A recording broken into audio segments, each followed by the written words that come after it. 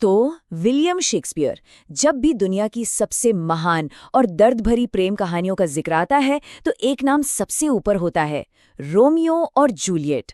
आज हम इसी मास्टरपीस यानी शेक्सपियर की इस शानदार ट्रेजेडी के हर पहलू को गहराई से समझने वाले हैं। चलिए बिना किसी देरी के इस ऐतिहासिक कहानी की परतों को खोलते हैं। स्क्रीन पर जो बात लिखी है ना, नफरत और दुश्मनी हमेशा विनाश लाती है। सच मानिए ये सिर्फ एक लाइन नहीं है, बल्कि इस पूरी कहानी का सबसे बड़ा सबक है। ये कहानी सिर्फ प्यार के बारे में नहीं है, बल्कि इस बारे में है कि जब बिना किसी बात के पीढ़ियों तक नफरत पाली जाती है तो अंत में सिर्फ और सिर्फ तबाही ही हाथ लगती है। यही वो कड़वा सच है जिस पर ये पूरी दास्तान टिकी है। तो चलिए सबसे पहले कहानी के बैकग्राउंड और मुख्य किरदारों पर एक नजर डालते हैं। कहानी शुरू होती है इटली के एक बेहद खूबसूरत शहर वेरोना से। लेकिन इस खूबसूरती के पीछे एक बहुत ही भयानक सच छुपा है। दो बेहद अमीर और रसूखदार परिवारों की जानी दुश्मनी, मॉन्टेग्यू और कैपुलेट। स्क्रीन पर हम ये साफ साफ बंटवारा देख सकते हैं। बाईं तरफ मॉन्टेग्यू परिवार है, जहां हमारा हीरो रोमियो और उसका जिगरी दोस्त मर्क्यूशियो है, और दाईं तरफ है कैपुलेट परिवार, जहां जूलियट, उसका बेहद गुस्सैल कजिन टाइबॉल्ट और जूलियट की देखभाल करने वाली नर्स है। इन दोनों परिवारों के बीच की ये लाइन कोई आम लाइन नहीं है, ये एक दीवार है जिसे लांघने का सीधा सा मतलब है मौत को दावत देना। अब कहानी में आगे बढ़ते हैं और देखते हैं कि इन दो प्रेमियों की मुलाकात आखिर होती कैसे है। होता कुछ यूं है कि कैपुलेट परिवार एक बहुत ही शानदार और ग्रैंड पार्टी रखता है। अब रोमियो तो मॉन्टेग है, लेकिन वो अपने दोस्तों के साथ चेहरे पर नकाब लगाकर छुपते छुपाते इस पार्टी में घुस जाता है, और बस यही वो जादू होता है। इतनी भारी दुश्मनी के बीच रोमियो और जूलियट की नजरें टकराती हैं, और पहली ही नजर में दोनों एक दूसरे को अपना दिल दे बैठते हैं। उस पल के लिए ना उन्हें बिल्कुल याद नहीं रहता कि वो मॉन्टेग हैं या कैपुलेट। उनके लिए दुनिया की सारी नफरत वहीं खत्म हो जाती है। अब यहाँ एक बहुत ही दिलचस्प बात आती है। पार्टी के बाद रात को बैल्कनी में जूलियट का एक बहुत ही मशहूर डायलॉग है, O Romeo Romeo wherefore art thou Romeo. अक्सर लोगों को लगता है कि वो पूछ रही है, रोमियो तुम कहाँ हो, लेकिन असल में इसका मतलब है, रोमियो तुम रोमियो क्यों हो, यानी तुम मेरे दुश्मन परिवार से ही क्यों हो। ये लाइन असल में उस बेबसी को दिखाती है जब सच्चा प्यार परिवार के नाम और दुश्मनी से सीधे सीधे टकराता है। जाहिर है दोनों के परिवार इस रिश्ते को कभी नहीं अपनाते, इसलिए रोमियो और जूलियट चुपके से शादी करने का फैसला करते हैं। इस सीक्रेट मैरिज में उनकी मदद करते हैं एक पादरी, फायर लॉरेंस। अब फायर लॉरेंस भी कोई ऐसे ही मदद नहीं करते। उन्हें लगता है कि शायद इन दोनों की शादी के बाद मॉन्टेग्यू और कैपुलेट परिवारों की सदियों पुरानी ये खूनी दुश्मनी हमेशा हमेशा के लिए शांत हो जाएगी।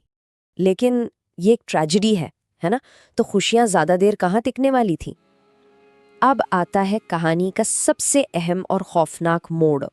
यहाँ से कहानी एकदम से प्यार मोहब्बत से निकलकर एक खौफनाक ट्रेजेडी में बदल जाती है।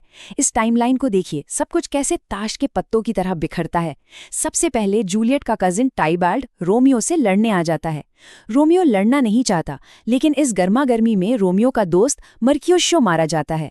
अब अपने जिगरी दोस्त की मौत देखकर रोमियो का खून खौल उठता है और वो गुस्से में टाइबाल्ड को मार देता है। नतीजा, वरोना का राजा रोमियो को शहर से बाहर निकाल देता है, उसे निर्वासित कर दिया जाता है। एकदम से सब कुछ तबाह हो जाता है। रोमियो के शहर से निकाले जाने के बाद हालात और बिगड़ जाते हैं। अब शुरू होती है जूलियट की एक बेहद खतरनाक योजना। रोमियो के जाने से जूलियट अंदर से टूट चुकी है, और ऊपर से उसके माता पिता जबरदस्ती उसकी शादी किसी और लड़के से फिक्स कर देते हैं।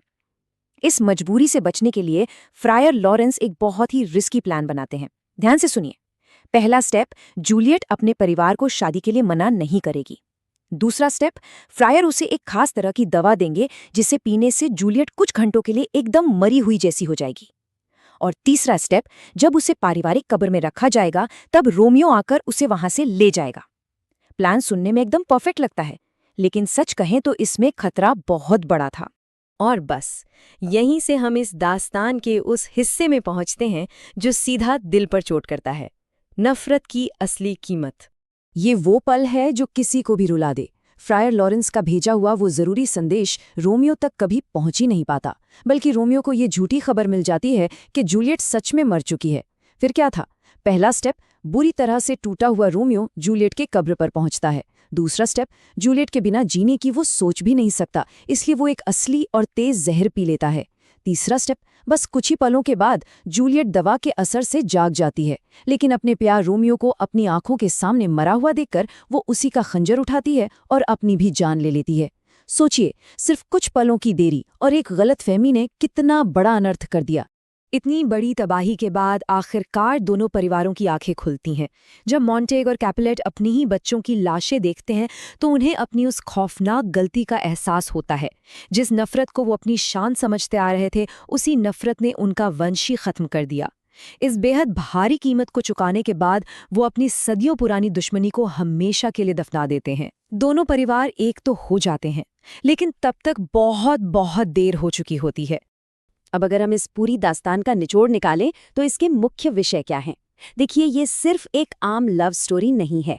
इसमें सच्चा प्यार है जो कोई दीवार नहीं मानता, परिवारों की वो अंधी दुश्मनी है जो सब कुछ निगल जाती है, किस्मत का एक बहुत ही क्रूर खेल है जहां हर चीज गलत समय पर होती है, और अंत में एक ऐसा बलिदान है जो नफरत की आग को हमेशा के लिए बुझा देता है। यही वो चीजें हैं जो रोमियो और जूलियट को एक अमर कहानी बनाती हैं।